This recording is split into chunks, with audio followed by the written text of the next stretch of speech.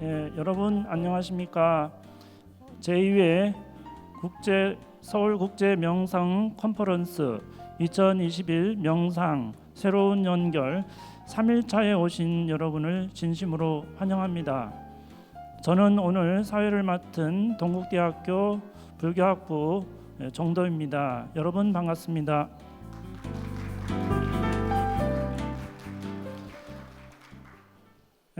동국대학교에서 주최하고 문화체육관광부와 서울시에서 후원하는 이 행사는 코로나19 장기화로 인해 고통받는 전 세계 사회 대중들에게 다양한 명상법을 발굴 보급함으로써 명상을 통해 얻을 수 있는 개인의 건강과 행복을 넘어 사회 복지를 돕기 위해 2021 명상 새로운 연결 행사를 개최하고 있습니다. 본 행사는 이곳 동국대학교에서 3일 동안 가상현실 온라인 플랫폼을 통해 학술, 체험, 문화, 아카이빙이 동시에 진행되며 사회적 거리두기로 인해 온라인을 통해 관객 여러분들을 만나 뵙게 되었습니다. 국내뿐 아니라 해외에서도 많은 분들이 온라인 플랫폼과 줌, 유튜브 라이브를 통해 참여해 주시고 계시는데요. 코로나19 시대에 발맞춘 동국대 온라인 플랫폼에서 다양한 온택트 명상을 체험하시기 바랍니다. 그럼 오늘 순서를 간략히 소개해 드리겠습니다. 행사 1일차에는 명상과 뇌과학, 2일차에는 명상과 심리치료에 이어서 행사 3일차인 오늘은 명상과 웰빙이라는 주제로 세 분의 강연이 이어지겠습니다. 또한 해외에서도 함께 해주고 계시는 관객분들을 위해 줌에서는 영어 동시 통역이 제공되고 있습니다. 줌에서 하단에 지구 본 모양을 선택하시면 언어 선택이 가능하오니 참고 바랍니다. 3일차 첫 번째 발표는 노스캐롤라이나대 캐런 블루스 교수님을 모시고 마음 챙김과 자기 연민, 청소년이 건강으로 가는 길에 대한 강의를 들어보도록 하겠습니다. 교수님은 노스캐롤라이나대 의과대학 전인과 교수이시고 자기 연민심을 가진 10대라는 책을 저술하셨습니다. 큰 박수로서 캐런 블루스 교수님을 모시겠습니다. 안녕하십니까. 이렇게 여러분과 함께 돼서 정말 기쁘게 생각을 합니다. 제가 말씀드릴 내용은요, 마음챙김과 자기 연민, 소제목은 청소년 건강으로 가는 길입니다. 저는 여러 가지 연구 결과에 대해서 여러분과 공유하는 자리를 갖고자 합니다. 그리고 지금까지 연구가 어디까지 진행이 되고 있는지에 대한 말씀을 드리는 것이 제 주된 주제입니다. 자, 그러면 먼저 청소년이 직면하고 있는 도전 상황에 대해서 한번 말씀을 드리는 걸로 시작을 해보도록 하겠습니다. 특히 이 코로나 때문에 더욱 힘든 시간을 거치고 있는데요. 그리고 또한 그 다음에 마음 챙김에 대한 정의를 말씀을 드리고 그리고 이에 관련된 연구 결과를 공유하도록 하겠습니다. 그리고 나서는 자기 연민이 무엇인지 정의를 말씀을 드리고요. 또한 자기 연민과 관련된 연구에 대해서 여러분들에게 말씀드리도록 하겠습니다. 자, 그러면 첫 번째 청소년기의 문제, 도전 상황은 무엇일까요? 14% 정도의 청소년들, 즉 13세에서 18세의 청소년들이 기분 장애를 경험한다고 합니다. 기분 장애라고 하면은 우울증과 비슷한 것이죠. 그리고 32%는 불안 장애를 경험한다고 합니다. 그리고 19%가 행동 장애를 진단받고 있다고 합니다. 그리고 11%가 약물 남용 아니면 약물 사용 질환을 가지고 있다고 하는데요. 전반적으로 이게 어떤 의미일까요? 거의 10대 중에 거의 4분의 1은 심각한 장애나 우울증을 갖고 있다는 것이죠. 이에 따라서 제대로 건강한 기능을 할 수가 없는 상황에 처해 있습니다. 좀 더 최근에 한번 보시면 지금 보시는 것은 타임 잡지인데요. 2016년의 11월호입니다.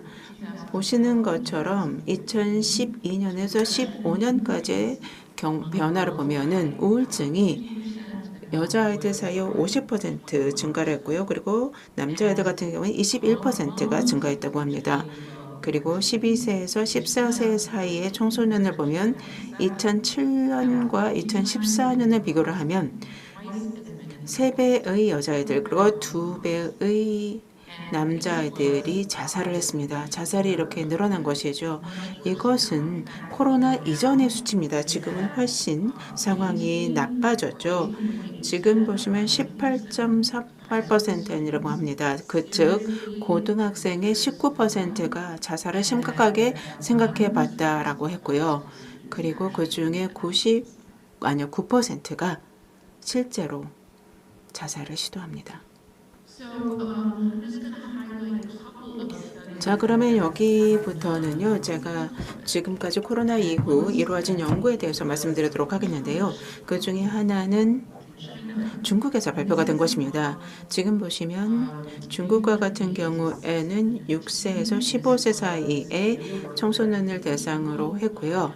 2020년 4월에 데이터를 취합한 것이니까 전염병 초기라고 할 수가 있겠죠.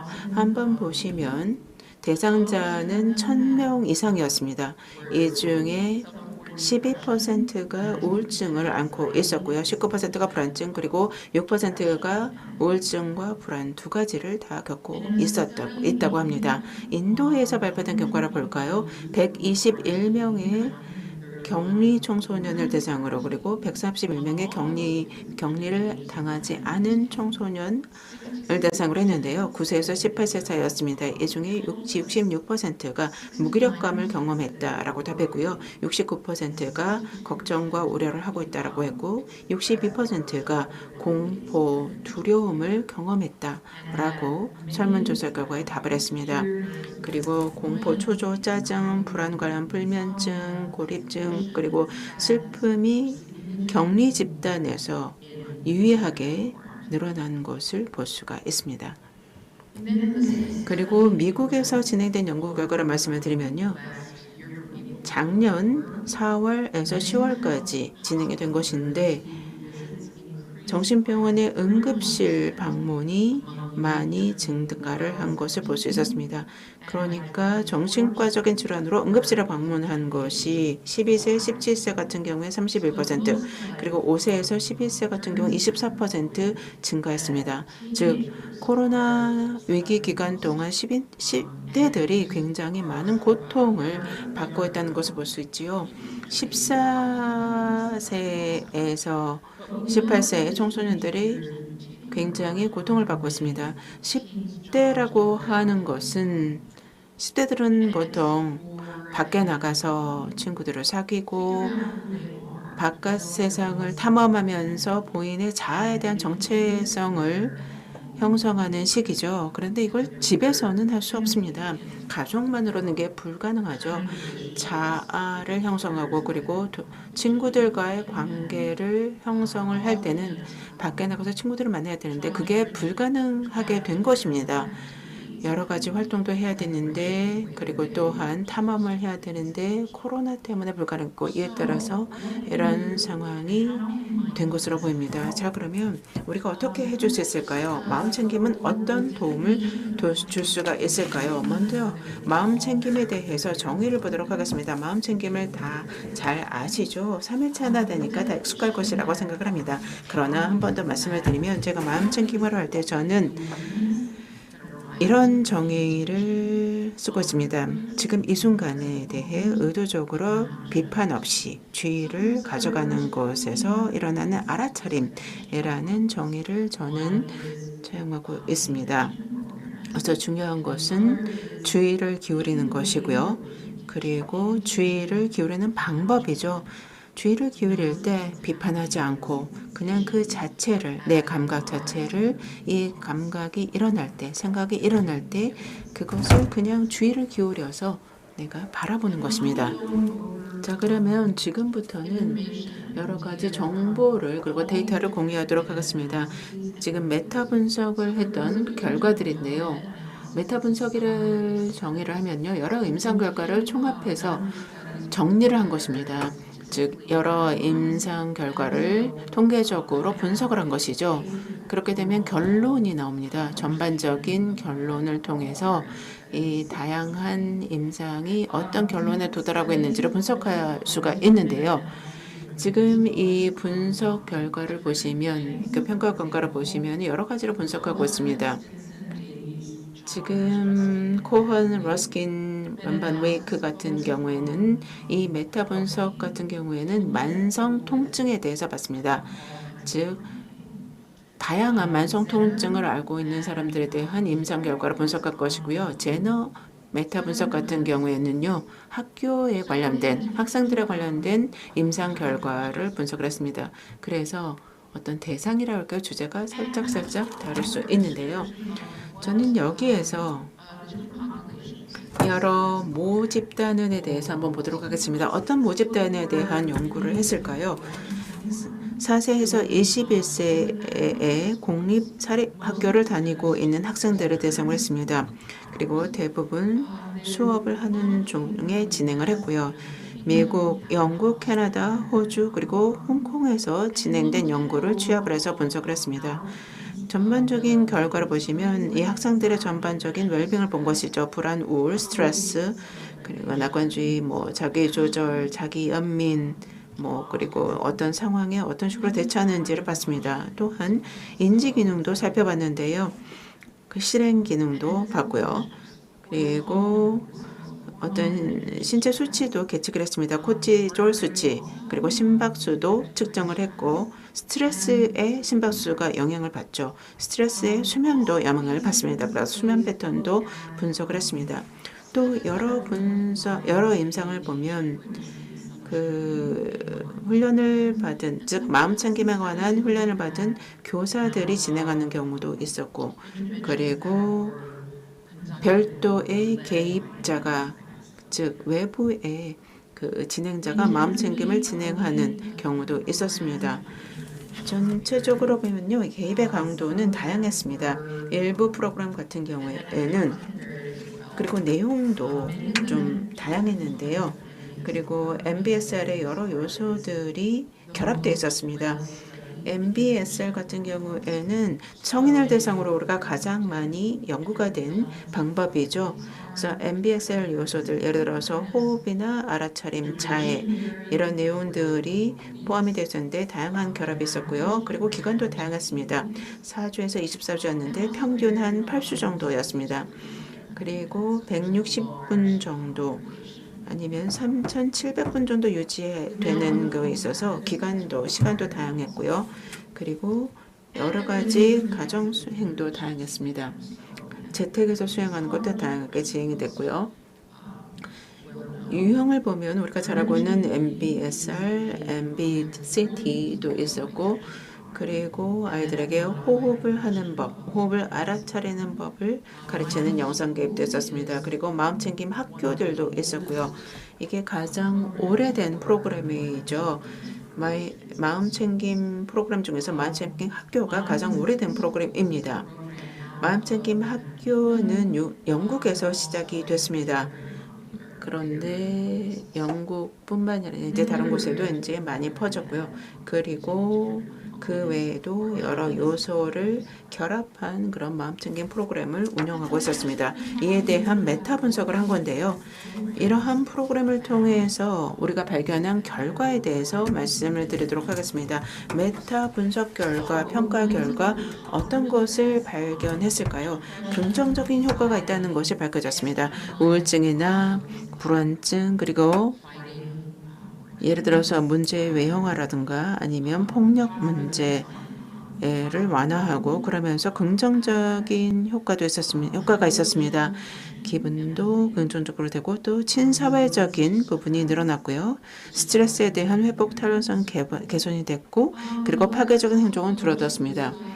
그리고 자살에 대한 생각이나 사고는 감소를 했고요. 동시에 실행 기능은 개선이 됐습니다. 그리고 어떤 기억도 좋아졌죠. 학습을 하는 데 있어서 기억은 굉장히 중요하죠. 그리고 불안은 줄어들었습니다. 메타 분석 결과 또 발견을 한 것은 전체적으로 봤을 때 그 추적을 하게 되면 추적 기간 동안 더 큰 효과가 있다는 것을 발견을 했습니다. 여기서 우리가 볼 수 있는 것은 효과를 보기까지 조금 시간이 걸린다는 것이죠. 명상을 하고 마음 챙김을 하고 바로 직후보다는 나중에 효과가 나타나는 경우가 많았습니다. 여기 보시면요. 진행자들에 대한 분석도 했습니다. 누가 진행자들이었을까요? 보시면은 진행자들도 결과에 영향을 미칩니다. 그래서 언제 그리고 어떤 프로그램이 누가 했을 때 가장 효과적이었을까를 봤습니다. 그래서 진행자들을 봤는데요. 이 진행자들을 보면 이 프로그램이 만약 담임 선생님이 했을 때 더 효과적이었을까? 아니면 예를 들어서 외부에서 온 분이 진행을 했을 때 효과적이었을까를 봤습니다. 근데 데이터를 보면 데이터가 이 결과는 여러 가지 혼조 양상을 보여주고 있습니다. 즉 담당 교수가 얼마나 많은 교육이나 훈련을 받았냐에 따라 달랐다. 라고 결과가 나왔고요. 그런데 담당 교사는 아이들과 끈끈한 관계가 있으니까 긍정적일 수가 있겠죠. 그런데 더 중요한 것은 담당 교사 자체가 이 마음 챙김에 대해서 교육을 잘 받았어야 된다는 게 나타났습니다. 쉬워 보이죠. 마음 챙김 교육이라고 하는 게 겉으로 보기에는 굉장히 단순해 보입니다. 쉬워 보이지만 그렇지 않죠. 교사 자체가 마음 챙김 명상을 스스로 실천하고 받아들이고 그런 상태여야 아이들에게 잘 전달이 된다는 것을 볼 수 있었습니다. 그래서 담당 교사가 스스로 마음 챙김 명상에 대해서 스스로 내면화했을 때 교사가 스스로 내면화된 상태일 때 아이들에게 더 성공적으로 전달될 수 있다는 것이 드러났고요. 그리고 또한 발견한 것은 아이들은 아직 발달 시기에 있는 아이들입니다. 그래서 15에서 18세가 더 어린 아이보다는 더 이 개념에 대해서 효과적으로 받아들이는 것으로 드러났습니다. 그리고 얼마만큼 진행을 해야 되는지, 이 갭을 얼마만큼 해야 되는지도 중요한데요. 프로그램의 시간이 길면 길수록, 즉 기간이 길고 또한 투자한 시간이 많으면 많을수록 효과도 또 좋았습니다. 그러나 그래도 이 부분에 대해서는 더 많은 연구가 진행이 돼야겠죠. 왜냐하면 어떨 때는 너무나 장기적으로 늘어져서 일부 학생들은 떨어져 나가는 경향이 있었습니다. 그래서 적정한 기간이나 시간이 얼마나 되는지에 대한 연구는 진행이 돼야 될 것 같습니다. 그러나 우리가 잠정적으로 결론을 낼 수 있는 것은 일정 정도의 시간은 돼야 된다. 그러니까 너무 짧은 것보다는 일정한 시간은 투자해야 된다는 걸 볼 수가 있고요. 임상 샘플을 보면은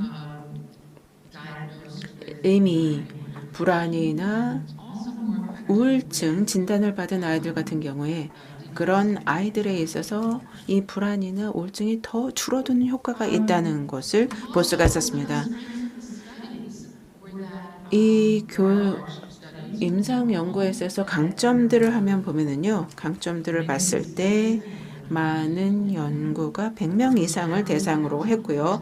그리고 또한 연령대나 성별이나 성적 분포를 봤을 때 굉장히 균질하게 균형이 잡혀 있었습니다.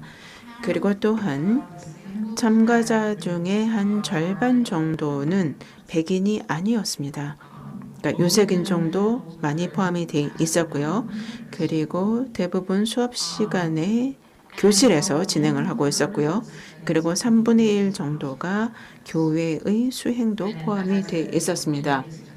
많은 연구에서 MBSR의 요소들을 도입하고 있다고 말씀을 드렸죠. 그런데 연구에 한계도 있었습니다. 자, 한계를 보시면 다음과 같은데요. 이 부분에 대해서 이제 우리가 개선을 해서 더 진행을 해야 될 텐데요. 즉 앞으로 연구를 할 때에는 무작위 배정을 한 그리고 대조군과 비교한 연구가 필요합니다. 이 무작위 배정을 하고 그리고 대조군과 비교를 한 것이 우리의 어떤 표준적인 연구의 기본이지요. 그래서 그런 연구가 더 이루어져야만 합니다. RCT 연구가 더 이루어져야 하고요. 그렇지만 비용이 많이 듭니다. 그리고 또한 시행하기가 어려운 것은 사실이죠. 그러나 필요합니다. 이게 더 나은 임상 방식이기 때문에 필요하고요. 그리고 능동적으로 저희들이 제어한 대조군이 필요합니다. 즉 치료군과 대조군이 필요한 것이죠. 이 구조나 양식 면에서 우리가 비교를 할 수 있는 대조군이 필요합니다. 즉 대조군 같은 경우에는 마음챙김처럼 보이지만 사실은 마음챙김이 아닌 그런 위약군처럼 그런 대조군이 필요해서 이 마음챙김의 효과를 우리가 분명하게 비교할 수 있어야만 합니다. 그리고 또한 통계적으로 봤을 때 교실이나 학교의 효과를 통계적으로 설명할 수 있어야만 합니다. 우리가 학교에서 교실에서 공부를 할 때 학교에서 공부하는 그런 상황이라면 어떤 속성들이 있겠죠. 교실의 속성이 있을 것이고 그리고 학교의 어떤 특징들이 있을 것입니다. 이게 결과에 영향을 미칠 것이고요. 학교마다 이 특징들이 다 다를 것입니다. 근데 지금까지 연구에서는 이를 반영하지는 못했죠. 그래서 앞으로 연구를 할 때는 어떤 각 학교의 특성을 반영하고 이게 결과에 어떤 영향을 미치는지도 분석을 해야 될 것입니다. 그리고 장애 학생도 더 포함을 해야 될 것으로 생각을 합니다. 그리고 사회 경제적인 학생들의 어떤 상황에 대해서도 포함을 해야 될 것으로 보입니다. 지금까지는 많이 포함이 되지 못했고요. 이 가족 소득이나 이런 것들이 어떤 결과에도 영향을 미치겠죠. 그래서 봐야 될 것으로 보입니다. 그리고 또한 기존의 프로그램을 그대로 복제한 연구도 진행을 해야만 합니다. 고유한 연구를 개발을 해서 진행을 하는데요. 그런데 그게 양질의 정보를 제공하지 못하는 경우들이 있습니다. 기존 프로그램과 우리가 통합을 해서 보기 위해서는 기존 프로그램과 비교한 똑같이 진행한 연구들도 이루어져야 합니다. 그리고 또한 성별 차이에 대한 정보도 필요하죠. 여학생과 남학생의 차이가 어떻게 나타났는지 발달 단계도 다릅니다.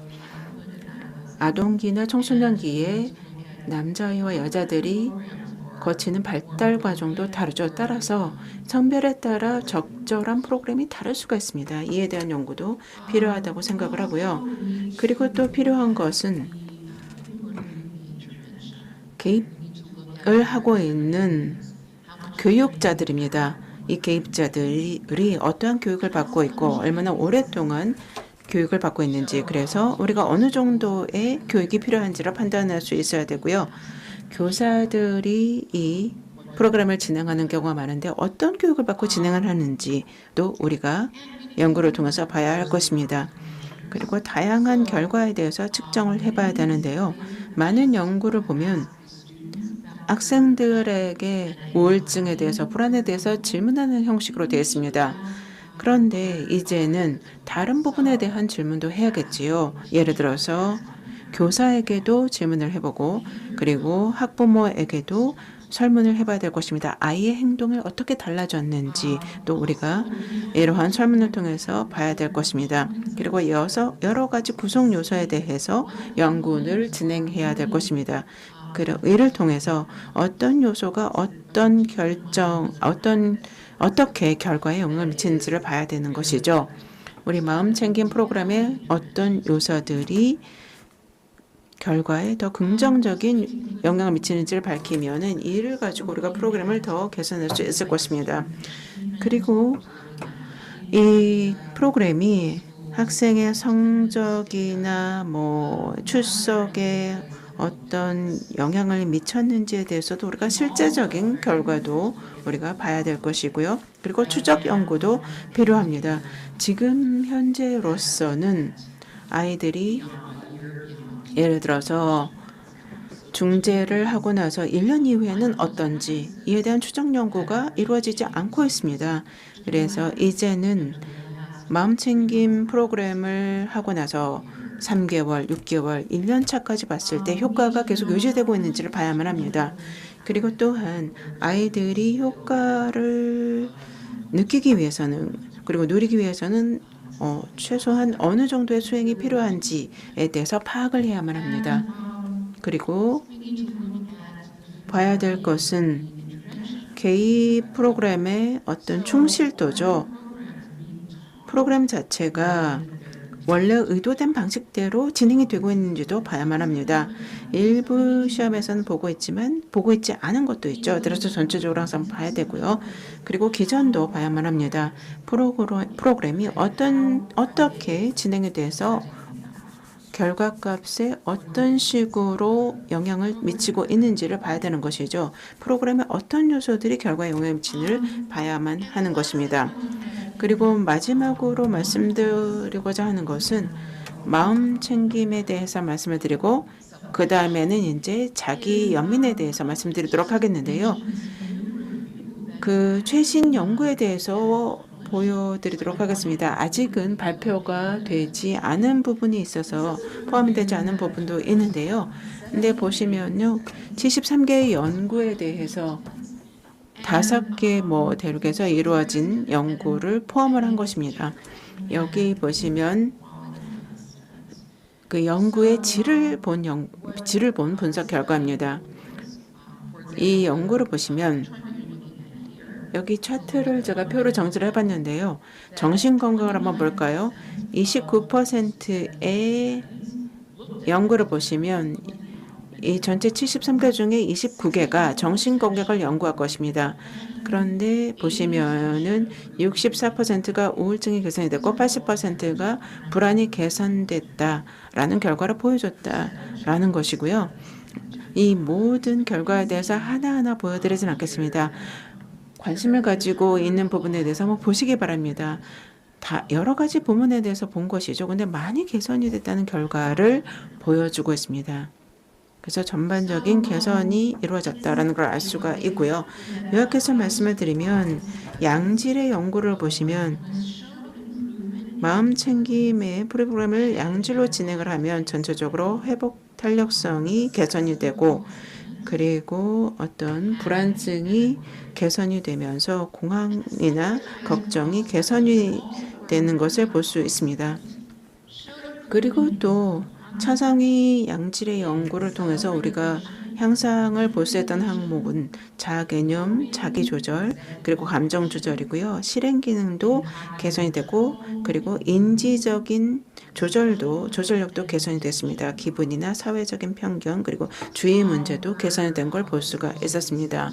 그래서 최근의 연구 결과 이런 개선을 발견했다라는 말씀을 드렸습니다. 이제 약간 방향을 바꿔서 자기 연민으로 한번 가보겠습니다. 자기 연민은 마음 챙김과 굉장히 가까운 사촌이라고 볼 수 있어요. 그래서 자기 연민에 있어서의 마음 챙김을 보지요. 자기 연민의 정의는 자기 자신에게 친절하기, 힘겹게 고투할 때 보살피고 보호하고 관심을 가지고 용기를 주며 마치 친한 친구를 대하듯이 자신을 대하는 것입니다. 우리 중 보통 80%가 친구들에게보다 자기 자신에게 더 가혹하다고 합니다. 그래서 이런 자기 연민의 개입 방법이 우리가 더 어떻게 하면 자기에게 자비롭고 자기를 더 잘 대해주는가 하는 것입니다. 자, 자기 연민에는 3개 요소가 있는데 마음 챙김, 보편적 인간성, 그리고 남들도 나처럼 똑같은 그 정서적 갈등을 겪는다. 그리고 마지막으로 자기 자신에 대한 친절 자애입니다. 그래서 자신을 잘 대해주고 자신에게 친절한 거죠. 2가지 메타 분석과 그 평가를 한번 보겠습니다. 자기 연민과 관계된 건데요. 첫 번째는 2018년에 행해진 건데요. 자기 연민과 그 심리적 고통 이라는 것, 즉 우울증, 불안, 스트레스를 가리키는 건데요. 이것의 효과 크기를 평가하고 그 관계를 본 것입니다. 자기 연민과 심리적 고통 사이의 관계를 본 거죠. 총 19개의 연구가 있었는데요. 이 분석을 한 것 중에 이 중에서 2개는 개입 연구, 4개는 종단 연구, 13개는 두 요소의 상관관계를 본 것입니다. 자기 연민과 심리적 고통의 상관관계죠.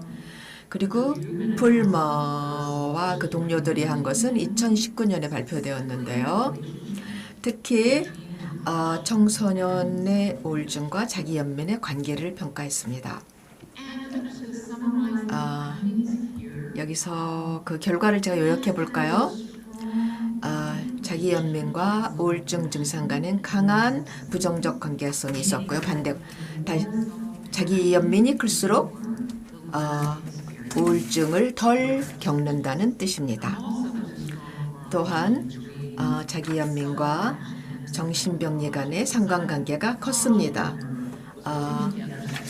정신병리는 우울증, 스트레스를 합친 거죠. 성별 결과는 혼조 결과가 나왔는데요. 나이가 많은 소녀들은 같은 나이 소년이나 더 어린 소녀에 비해서 자기 연민이 낮았습니다. 그리고 하위 요인을 한번 볼 때 자기 친절과 마음 챙김은 우울증 증상과 봤지만 보편적 인간성 요소는 보지 않았습니다. 여기서 개인적으로 개인에 대해서 본 몇 가지 여러분에게 관심 있을 만한 몇 가지 결과를 보여드리겠습니다. 특히 자기 연민과 청소년 자기 연민에 관한 그 관심 있는 부분인데요. 제가 봤던 그 샘플을 봤던 나라는 이곳은 지금 결과는 미국에서 온 겁니다. 연령과 우울증의 관계를 봤습니다. 그래서 10대가 나이가 들에 따라서 우울증이 감소합니다. 그래서 직선은 위로 올라간 걸 볼 수 있죠. 그런데 자기 연민이 굉장히 큰 사람은 나이가 들면서 우울증이 가장 덜 늘었습니다.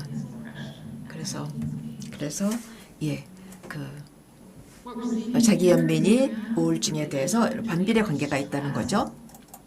이번엔 스트레스와 우울증의 관계를 보는 것입니다. 봤습니다. 청소년이 스트레스를 더 받으면 우울이 커집니다. 그래서 보시면 왼쪽에서 오른쪽으로 올라가고 있습니다. 그런데 자기 연민이 굉장히 큰 10대들은 똑같은 양의 스트레스를 받아도 우울이 더 적은 양의 우울을 경험했습니다. 빨간 선이 보여주고 있죠. 이것은 포르투갈에서 온 연구 결과인데요. 우울증과 비자살성 자해의 관계를 본 것입니다. 이를테면 자기를 피부를 긋는다든가 이렇게 칼로 긋는 것이 굉장히 청소년에게 흔한데 우울증과 비자살성 자해 관계가 비례 관계를 볼 수가 있습니다. 그런데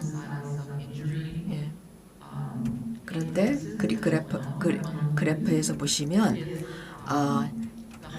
자기 연민이 큰 청소년일수록 그 비자살성 자해를 저지르는 일이 줄어드는 걸 그래프에서 볼 수 있습니다. 이것은 중국에서 행한 그 샘플을 대상으로 한 연구인데요. 자기가 피해자라 생각하는 것과 비자살성 자해의 관계입니다. 학교에서 어린 나이에 피해를 당한 청소년을 본 것입니다. 학교에서 폭력이나 따돌림을 당한 이런 것이 클수록 비자살성 자해도 컸습니다. 증가했습니다. 여기서 보시면 자기 연민이 큰 그 청소년일수록 그 비자살성 자해를 저지르는 그 정도가 상당히 줄어드는 것을 볼 수 있습니다. 조금은 늘지만 상당히 줄어들었습니다. 보통 안 그런 사람들에 비해서. 여기 호주에서 행한 이 연구에서는요, 자종 9학년생과 10학년생의 고등학생들을 봤습니다. 낮은 자존감을 가진 9학년생들이 대상으로 했을 때 자기 연민이 높으면 1년 후에 정신건강에 아무런 변화가 없었습니다. 그런데 자기 연민이 낮은 경우는 1년 후에 조사를 했을 때 정신건강이 악화된 것을 확인할 수 있었습니다.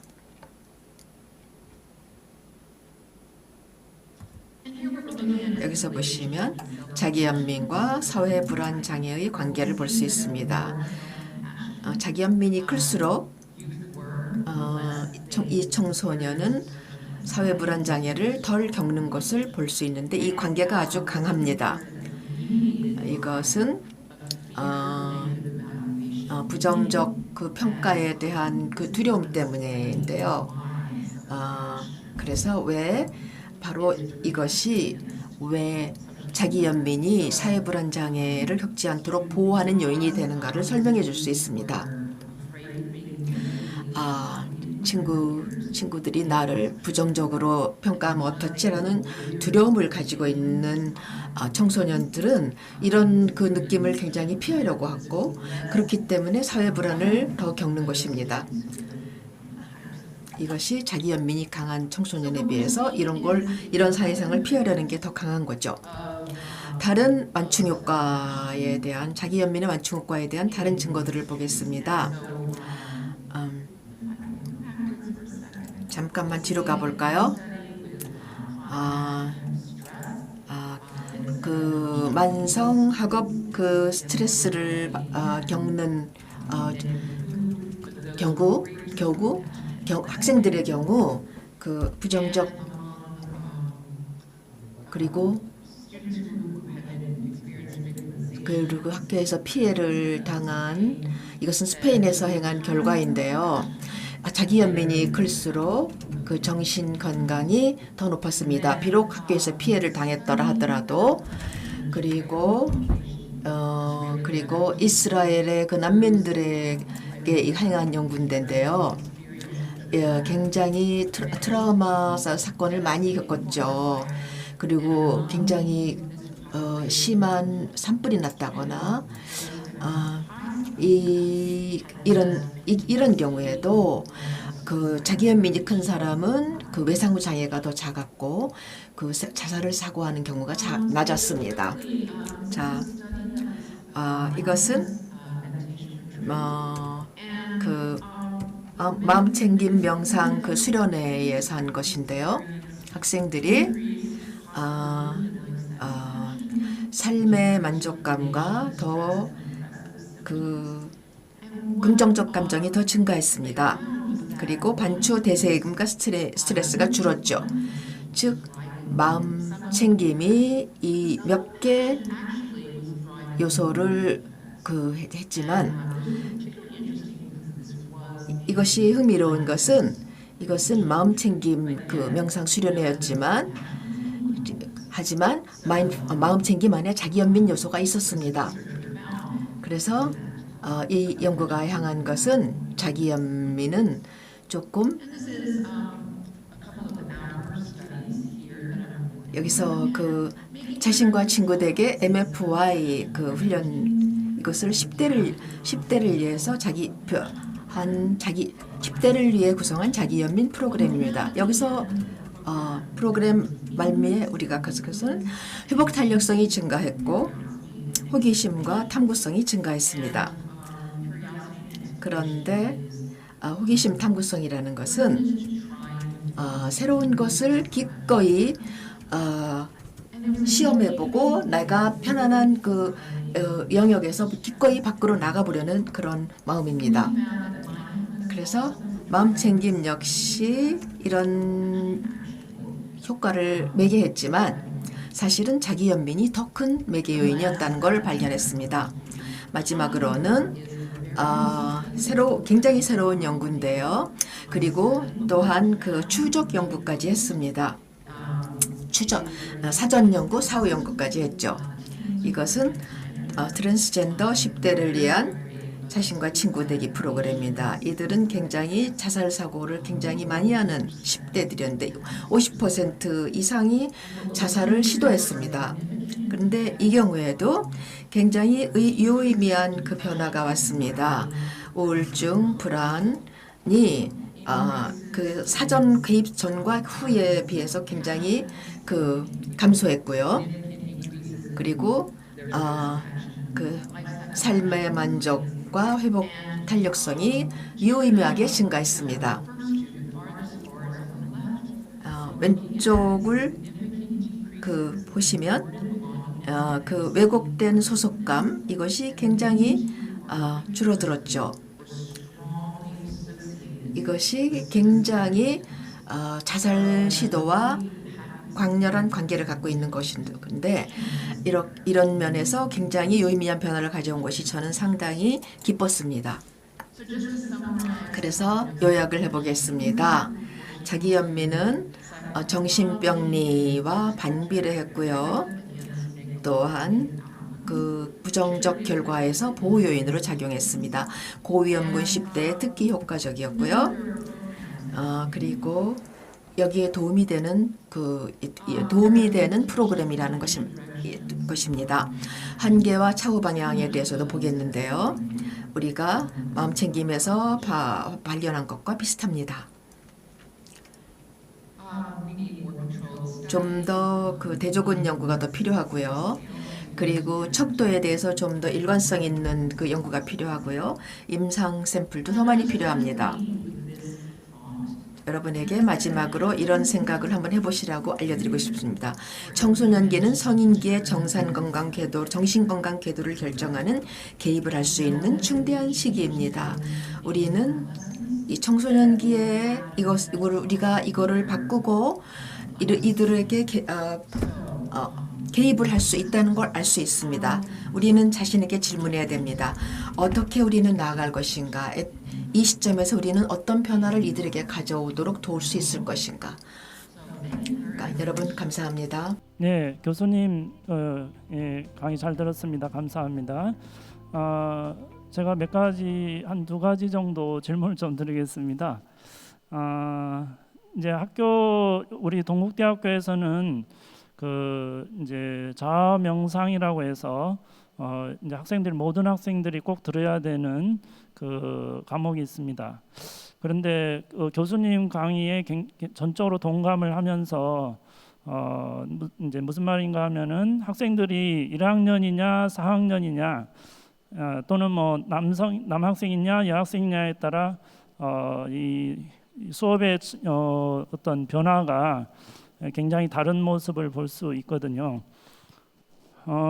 그리고 이제 그 교수님의 강의를 들으면서 굉장히 청소년들을 향해서 굉장히 따뜻한 마음으로 연구를 하고 계신다 이런 생각으로 감사하게 생각하고요.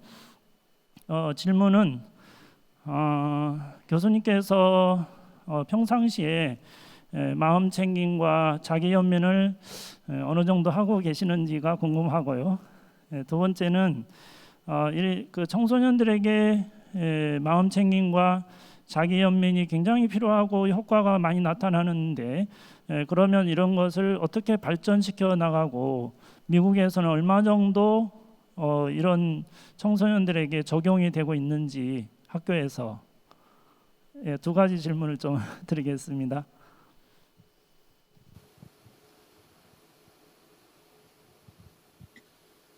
Okay, so if I can, 제가 그러면 질문을 정리를 하고 그리고 답변을 드리도록 하겠습니다. 첫 번째 질문이 제가 얼마나 명상을 하냐고 물어보신 거죠. 제 스스로 얼마나 명상을 많이 하냐 맞습니까? 네, 맞습니다. yes. I have been practicing 저는요, mindfulness 명상을요, meditation since 마음 I 챙김 was 명상을 한 a 지가 senior in high school myself. 그 고등학교 3학년 때부터였습니다. 그러니까 17살 때부터 한 거죠. 굉장히 오래됐습니다. And 제가 practiced regularly 오래전부터 했고요. and 그리고 정기적으로 명상을 하고 now 있습니다. I 마음 챙김 명상하고 있고 거의 매일 하고 있습니다. 이제는. 지금은요, 명상을 하는 친구들도 있습니다. 그룹이 여러 개인데요. 같이 앉아서 명상을 하는 사람들이 각각 있고요. 그래서 각각의 그룹이 있는데 일주일에 한 번씩 만나니까 저는 거의 맨날 하는 것이죠. 그래서 첫 번째 질문에 대한 답은 된 것 같고요. 두 번째가 뭐더라? 학교에서, 그쵸? 학교에서 얼마나 하고 있는지, 미국에서 얼마나 하고 있는지 일부 학교는 하고 있습니다. 네, 미국의 어느 지역에 있는지에 따르고요. 그리고 지역마다 편차가 있고 그게 정말 쉬운 질문이 아닌데요.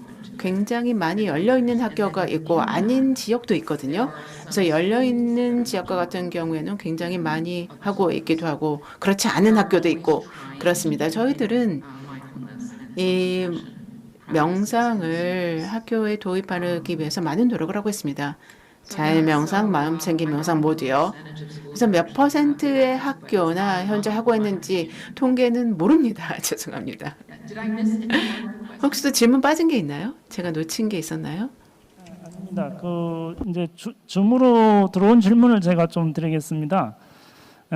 청소년에게 마음챙김, 자기연민 명상 프로그램이 긍정적 영향을 많이 주고 있다는 것을 잘 이해했습니다. 반대로 청소년에게 명상 프로그램을 진행하는 데 있어서 어려움 또는 부작용은 무엇인지, 또 그것을 극복하는 카렌 교수님의 방법은 무엇인지도 궁금합니다. 이런 질문입니다.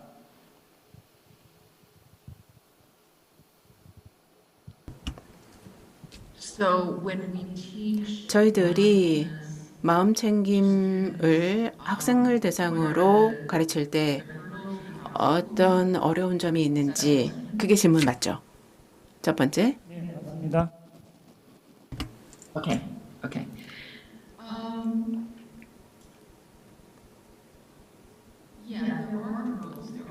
장벽이 있죠. 당연히 있습니다. 많은 학생들이 이 프로그램에 처음 참여할 때 종종 부모가 원해서 옵니다.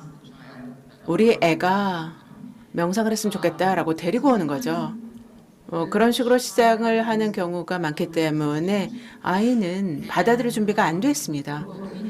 저항을 하는 경우도 있죠. 근데 어떻게 극복하느냐? 그것은 애들에게 압박을 주기보다는 천천히 다가올 수 있도록 부드럽게 다가가는 것입니다. 근데 우리가 너무 억압적으로 나가면 그리고 강압적으로 나가면 불발합니다. 오히려 부작용이 더 크죠. 더 애들이 반항만 하죠. 더 안 하겠다고 합니다. 그래서 강제로 시킬 수는 없는 것이죠. 그래서 처음에는 최대한 부드럽게 그리고 아이가 즐길 수 있도록 그런 방식으로 천천히 접근을 하시고요. 그러면 구체적으로 어떻게 하느냐? 그거는 우리가 좋은 환경을 먼저 만듭니다. 그래서 아이들이 오고 싶은 마음이 들도록 그리고 강제적인 느낌이 안 들도록 합니다. 그냥 오고 싶지 않고 하고 싶지 않다 그러면 하지 않아도 돼. 그냥 옆에 앉아만 있을래? 그냥 굳이 너는 하고 싶지 않으면 안 해도 돼. 이렇게 얘기를 합니다. 저희들이 프로그램을 할 때요. 그 줌으로 시작을 하기도 했는데요. 코로나 때문에요. 근데 줌으로 하기에는 더 어려운 점도 있지만 더 쉬운 면도 있습니다. 더 장점을 볼까요? 줌으로 하는 게 더 쉬운 측면을 보면 아이들은 기술을 좋아하죠. 그리고 새로운 방식도 아주 저하지 않고 적극적으로 참여를 합니다. 그래서 어떻게 보면요. 자기 공간에서 참여하니까 더 편안하게 생각을 합니다. 자기 집에서 그리고 자기 고양이도 옆에 있는 상태에서 자기 침실에서 하니까 더 편안해하는 그런 장점도 있고요. 근데 어려운 점은요. 동영상을 켜게 하는 겁니다. 그렇죠. 네, 우리가 지금 코로나 때문에 우리가 가까이 할 수 없지만 줌으로 할 때는 우리가 또 관리하기 어려운 것도 있기는 합니다. 내 뜻대로 아이들이 그 불안이나 슬픔을 겪고 있으면 이 부분에 대해서 우리가 보고 싶거든요. 줌을 통해서도 보고 확인하고 싶은데 이제 그게 이제 줌으로 보면 어려운 점이 있을 수도 있고요. 그리고 또한 우리가 어떠한 내용이든 우리가 공유하는 내용은 기밀을 유지를 해야만 합니다. 그리고 비교를 해서는 안 되고요. 저희들이 처음에는 학부모도 같이 참여를 하게 합니다. 그래서 안녕 정도는 같이 인사 정도는 하고요. 그래서 부모도 함께 옆에 있구나라는 것을 보는 거죠. 학생이 불안해하고 그리고 예를 들어서 저한다고 한다면 적어도 학부모가 옆에서 도와줄 수 있으면 좀 좋겠죠. Did that answer some of the? 답변이 됐는지 모르겠습니다. 네, 감사합니다. 또 한 가지 질문을 드리겠습니다. 줌으로 들은 질문인데요. 자기 연민과 자기 자신을 사랑하는 것은 서로 다른가요? 이런 질문입니다. It's a very good question. 너무나 좋은 질문 해주셨습니다. 약간 다르죠. 말씀을 드리면 왜냐하면 자애라고 하는 것은 자기를 사랑한다고 하는 것은 자기 연민의 일부이기는 합니다. 그런데 자기 연민에는 적극적으로 스스로 뭔가를 하는 것도 포함이 되어 있습니다. 나를 보살피기 위해서 뭔가를 하는 게 포함이 되어 있죠. 그래서 이 자기 연민에 자기에 대한 자애가 포함이 되어 있는데요. 즉 적극적으로 본인이 스스로 어떤 스스로 해를 당하지 않도록 나 스스로를 보호하는 것도 포함이 되어 있고요. 그리고 또한 그러니까 만약 슬프다라고 한다면 산책을 나가거나 아니면은 차를 마셔서 기분 전환을 한다거나 내가 적극적으로 스스로 나에게 도움이 되는 뭔가를 하는 요소가 들어 있습니다. 그리고 자기 연민을 보면요. 전반적인 인류에도 포함이 되어 있죠. 아까 잠깐 말씀을 드렸지만 우리가 나 혼자만이 고통을 받는 것은 아니다라는 것을 이해하는 것이 기본 근저에 깔려 있습니다. 즉 다른 사람도 타인들도 나와 마찬가지로 슬픔을 느끼고 불안을 느낀다라는 것을 이해하는 거죠. 다른 사람도 다 외롭다. 외로움을 느끼고 그리고 좌절감도 느끼고 그리고 상처도 받고 근데 이게 자명해 보이지만 근데 우리가 자기가 그 감정에 빠져들면 스스로 정말 너무나 불안한 감정 그리고 스스로에 대해서 부정적인 감정 그리고 나는 가치 없는 인간이야 라는 생각이 들면 깜빡깜빡하기 쉽습니다. 다른 사람도 나와 비슷하다는 걸 잊기가 쉽지요. 그래서 자기 연민은 이러한 어떤 인류학적인 관점도 포함이 되어 있습니다. 따라서 어떻게 보면은 스스로에 대한 사랑보다 좀 더 범위가 넓은 거죠. 그리고 또한 마음 챙김의 요소도 들어있고요. 네, 자기 연민과 자기 사랑과 이 다른 점을 충분히 잘 들었습니다. 인류애적인 것이 이제 자기 연민 이런 부분이라고 말씀을 드렸고요. 자, 또 한 가지 질문이 들어왔습니다. 수동적이고 회피하려는 청소년이 명상 프로그램에 적극적으로 참여하게 만들려면 강력한 동기부여가 필요할 텐데요. 주로 어떤 방법을 시도할 수 있을까요? 이런 질문입니다. There's a student who is 학생들 중에서 very passive. 굉장히 수동적인 학생, 그런 청소년이라면 이런 얘기로 접근해 볼 것 같습니다. 한번 해보면 어떨까? 그리고 보고 나서 나한테 느낌을 좀 얘기해 줄래? 그래서 좋아하는지 아닌지 한 번만 해보자. 그래서 한 번만 해보고 느낌을 한번 얘기해줘 라고 접근을 하는 거죠. 아이들마다 특징이 다르고 성격이 다릅니다. 그래서 우리가 다양한 프로그램을 제안할 수 있는데요. 아이들마다 조금 더 좋아하는 프로그램이 좀 다를 수가 있죠. 그래서 아이에게 얘기를 합니다. 여러 가지 종류가 있다는 걸 얘기를 해주고요. 다양한 게 있는데 예를 들어 음악 명상도 있거든요. 그리고 예술 활동 명상도 있습니다. 그리고 마음챙김 활동 명상도 있고요. 여러 가지 활동이나 프로그램이 있기 때문에 더 설명을 해주고 한번 하나 해보고 우리 그 다음에 보자라고 얘기를 합니다. 도움이 됩니까? 될까요? 좋습니다. 예, 좋습니다. 부정적이고 좀 이제 수동적인 학생들에게는 한번 해보자.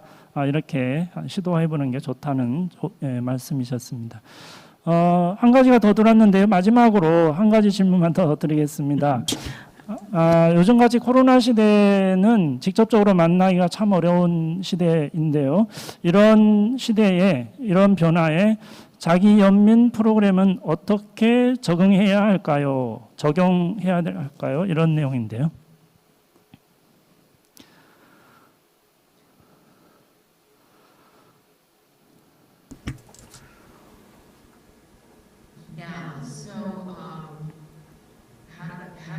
어떻게 우리가 자기 연민을 애들에게 코로나 시대에 잘 가르칠 수 있을까? 이렇게 해석이 될까요? 그런 질문이라고? 네.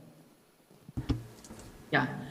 So when we had the first 저희들이 봉사가 있었습니다. 그게 언제였냐면 지난 3월이었죠. 그때 저는 봉사가 됐을 때 아이들도 집에 갇혀 있을 것이다. 부모들과 같이 있을 것인데 이게 좋은 것일 수도 있고 이게 근데 좋지 않은 상황일 수도 있습니다. 부모의 관계에 따라 다르겠죠. 근데 부모 관계가 안 좋다면 굉장히 어려운 상황일 수 있습니다. 그래서 3월에 저희들이 두 가지의 자기연민 프로그램을 진행을 했는데요. 하나는 10대 초반 그리고 하나는 10대 후반 아이들을 대상으로 했는데 줌으로 진행을 했습니다. 그리고 성인에 대한 프로그램도 있긴 합니다. 근데 제가 청소년 얘기를 지금 하고 있는데요. 근데 저희들이 전체적으로 이러한 프로그램을 진행할 때 진행하는 원칙들이 있죠. 학부모와 학생이 같이 동의를 해야만 합니다.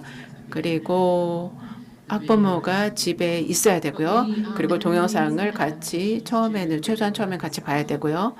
근데 저희들이 교과 과정을 조금씩 프로그램을 수정을 했습니다. 그래서 좀 더 쉽게 줌에서 우리가 가르칠 수 있도록. 근데 많이 맡긴 것은 아니고요. 살짝 바꿨습니다. 그래서 살짝 짧게 했습니다. 왜냐하면 그 45분 뭐 1시간인데요. 줌으로 하기엔 좀 길죠. 그래서 1시간, 1시간 반 정도로 좀 짧게 줄였고요. 그리고 또한 아이 10대들이 뭐 개나 고양이, 애완동물과 같이 할 수도 있고요. 뭐 간식을 먹으면서 참여할 수도 있고요. 아이들이 최대한 편안하게 참여할 수 있도록 그렇게 진행을 했습니다. 근데 양질의 프로그램이라는 건 변함이 없고요. 근데 상황에 맞춰서 약간 수정을 한 것이죠. 네. 장시간 이렇게 질문에 답해 주신 캐런 블루스 교수님께 큰 박수로서 마무리하겠습니다. 감사합니다. Thank you so much for having me. 너무나 감사합니다. My 초청해 pleasure. 주셔서 감사합니다. 네, 다음은 보스턴대 멜컴 데이비드 맥클 교수님을 모시고 인도 중간파의 명상, 철학과 보살도에 대한 강의를 들어보도록 하겠습니다. 멜컴 데이비드 맥클 교수님은 여기 동국대학교의 서광훈 스님의 지도 교수님이시기도 하시고요. 보스턴대 종교학과 교수이시고 하버드 신학대학 교수님을 역임하셨고 청변과 반대자들 붓다 만나기라는 책이 저술이 있습니다. 박수로서 데이비드 에클 교수님을 모시겠습니다.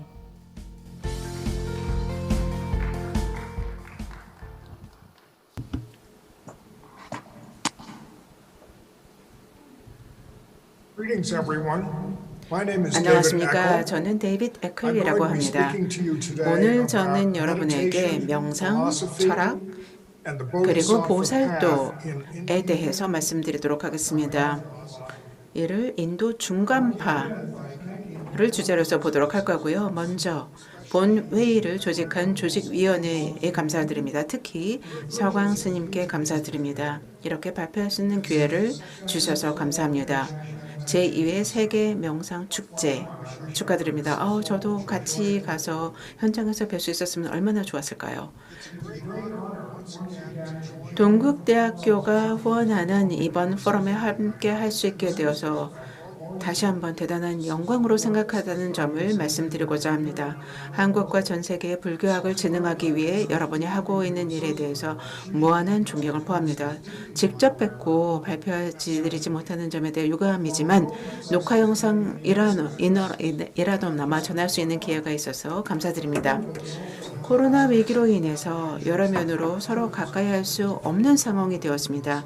그러나 다른 때라면 어렵거나 심지어 불가능한 유대와 연결을 할 수 있게 된 것도 사실이라고 생각합니다. 오늘 저는 여러분과 마음으로 함께하며 불교 명상에 대해 여러분의 관심을 공유하고자 합니다. 불교 철학 교수로서 저는 불교 수행자를 자주 만나게 되고 그럴 때마다 명상을 하냐는 질문을 많이 받습니다. 그러면 저는 난 학자다. 따라서 나의 명상 수행은 불교 철학을 공부하는 거다라고 얘기를 합니다. 그런데 이러한 답은 질문에 대해서 회피하려는 것이 아닙니다.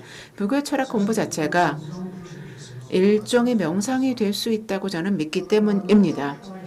하지만 본 강의에서는 그런 주장을 하지는 않을 것입니다. 적어도 직접적으로는 그런 주장은 하지 않겠습니다. 대신 저는 인도의 대표적인 중간 철학자 다수가 철학 공부의 준비 과정으로 명상을 전제한 방식에 초점을 맞추어서 발표를 드리고자 합니다.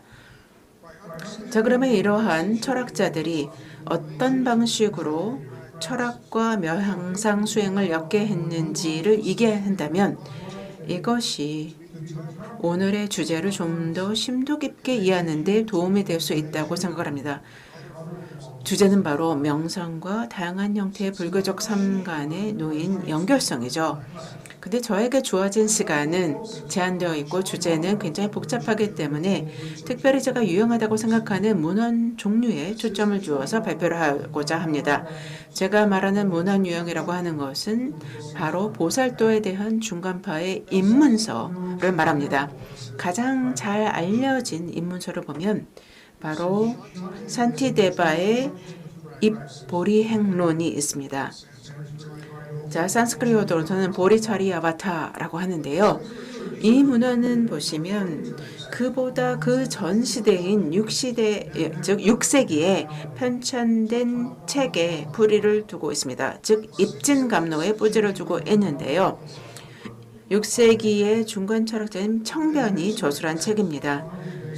이 책을 보면 여러 번에서 봤을 때 굉장히 철학적입니다. 이 책을 보면 아주 장구적인 분석을 포함하고 있는데요. 청변의 시대에 활약했던 여러 학파들에 대한 그리고 이들이 수행한 범주에 대한 분석이 들어있습니다. 여기에는 아비달마도 포함되어 있고요. 힌두 전통인 수론 또는 승론도 포함되어 있습니다.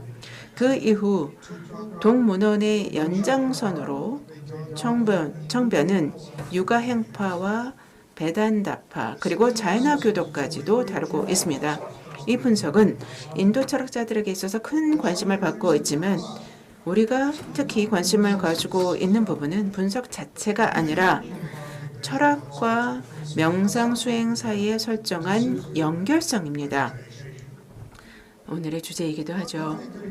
청변은 그 저서에서 실제의 지식탐구라고 하고 제목을 붙인 철학의 장을 지식과 지혜를 칭송하는 일련의 개송으로 시작을 하고 있습니다. 그에게 있어서 이 두 용어 즉 지식과 지혜는 본질적으로 같은 것을 의미하는 것이었습니다. 철학자가 추구하는 지식은 보살도의 생기를 불어넣는 지혜니까요. 그는 지식을 사물을 보는 방식으로 생각하고 싶어 했습니다. 자, 그의 목소리를 들어보도록 하겠습니다. 사물을 보는 참된 견은 오직 지식으로만 구성된다. 그러므로 현자는 실제 지식을 찾는 데 집중한다. 라고 쓰고 있습니다.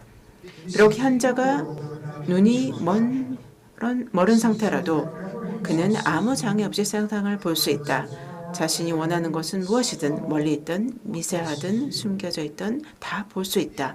라고 했습니다.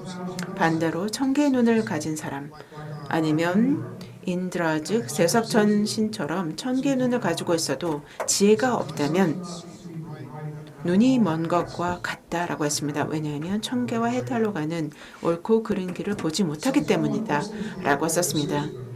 누군가 지혜의 눈이 열려 있다면 금생이나 내생에서 과보를 바라는 독이 묻혀진 가시덤불을 본 것처럼 옆으로 새지 않는다 라고도 했습니다. 청변이 지식을 일종의 보는 것이라고 묘사하는 것은 철학에서 보았을 때 놀라운 것이 아닙니다. 왜냐하면 철학을 보면 가장 흔히 등장하는 단어가 vision, 즉 견, 다르사나이니까요. 하지만 이 견, 즉 본다고 하는 이미지를 아주 기발하게 초기 빌고 수행도에서 닦는 기본 수행의 개념에다가 접목을 했습니다. 자, 그에게 현자는 해탈로 가는 바른 길을 볼 수 있는 사람일 뿐만 아니라 그 바른 길 양쪽에 펼쳐져 있는 가시덤불에 떨어지지 않고 바르게 갈 수 있는 사람을 말합니다.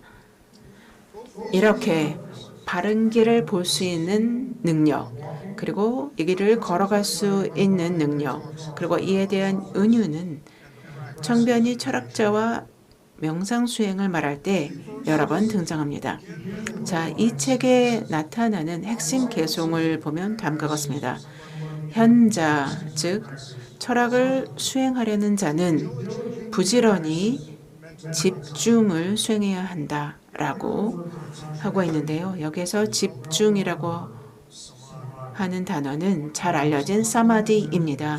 사마디는 불교 용어이지요. 그리고 명상을 표현하는 기본 용어입니다. 집중이 이렇게 중요한 이유는 무엇일까요? 청변은 이 질문에 대해 이렇게 답을 합니다. 견에 대한 개성으로 답을 하고 있는데요. 흙탕물이나 흔들리는 물에서는 얼굴을 비추어 볼 수 없다. 마찬가지로 집중이 없고 장애로 덮인 마음은 실제를 볼 수 없다라고 했습니다. 그리고 그는 또 마음을 바른 길로 이끄는 것에 대한 또 다른 개송을 추가해서 책에 놓고 있습니다. 마음은 코끼리처럼 바른 길을 벗어날 때가 있는데 이때는 마음 챙김의 밧줄로 집중 대상의 말뚝에 마음을 묶어야 한다. 그리고 지혜의 갈고리를 사용해 서서히 마음을 제어한다. 라고 쓰고 있습니다. 이 개송들은 철학자가 집중을 하기 위해서 해야 할 수행에 대해 놀랍도록 자세하게 기술하고 있습니다. 자, 그는 당연히 이를 기술할 때 마음 챙김에 대한 설명부터 시작을 하고 있습니다. 한번 들어볼까요? 현자는 어떻게 마음에 집중하는가라는 질문부터 시작을 하고 있습니다. 들숨과 날숨을 마음에 챙기는 것이다 라고 얘기하고 있는데요. 여기에서 날숨은 호흡을 밀어내고 들숨은 빨아들이는 것이다. 이 두 호흡의 마음 챙김을 코끝에 두고 숫자를 센다 라고 기술하고 있습니다. 먼저 내쉴 때는 10에서부터 시작해서 100까지 세고 그리고 그 이후 방식으로 역으로 한다라고 기술하고 있습니다. 또 호흡의 마음 챙김을 다른 방식으로도 한다라고도 하고 있는데요. 날숨에서 뜨겁고 불쾌한 냄새가 나는 숨을 길게 밖으로 밀어내고 들숨에서는 차갑고 달콤한 냄새가 나는 호흡을 짧게